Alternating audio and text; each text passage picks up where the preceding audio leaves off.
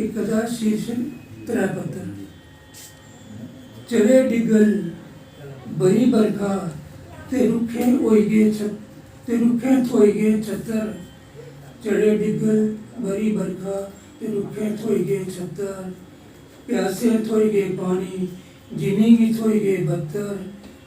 ते बोले रुख सारे गए ते बोले रुख सारे गए।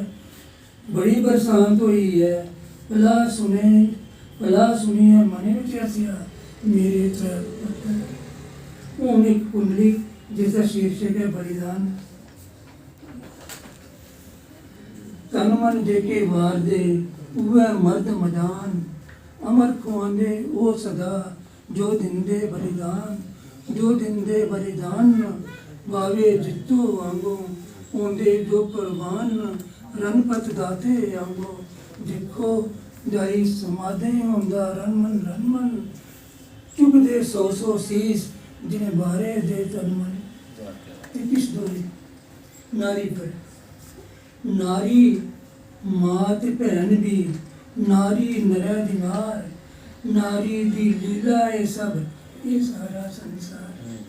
महंगाई बेकारी दा जोर है महंगे लख करोड़।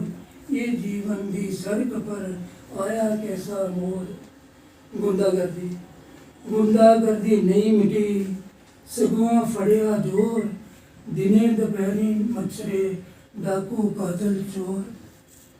उग्रवाद अंदर बाहर दपासिया मिलिटेंटे दा जोर।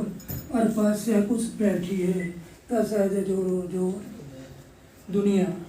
दुनिया च आए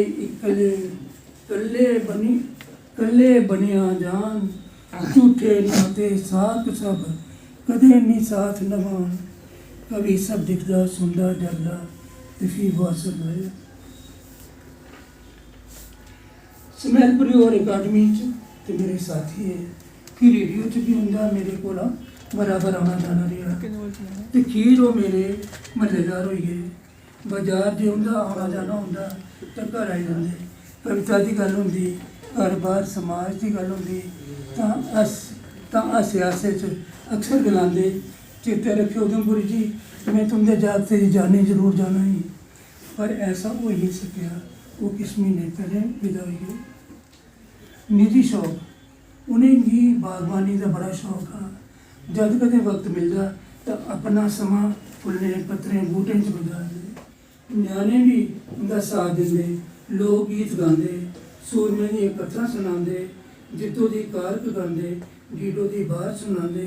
एक लोक गीत जो उन्हें भी अत प्यारा हा अक्सर गांदे। पता नहीं उस गीते च ऐसा क्या हा जिस सुरे च गांदे गांदे पता नहीं उत्थे गुआची जंदे। वो गीत था ईरिया हरना जंगल चरना सिंह तेरे सलाइयां हो। सिंहे तेरे के किश लिखिया सिंहे तेरे के किश दिखिया। तितर ते मर गाइयां हो। जिन्नियां हरियां चुगना उन्नियां चिट्ठियां आइयां हो।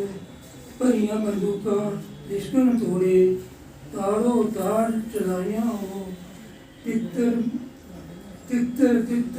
ते उड्डी गईयां मर गाइयां हो। मास ते मीए ले गए कलड़ा रह गया कसाइयां हो। कितनी बेचारी रोदन कर दी बहुत सिरे दे साइयां।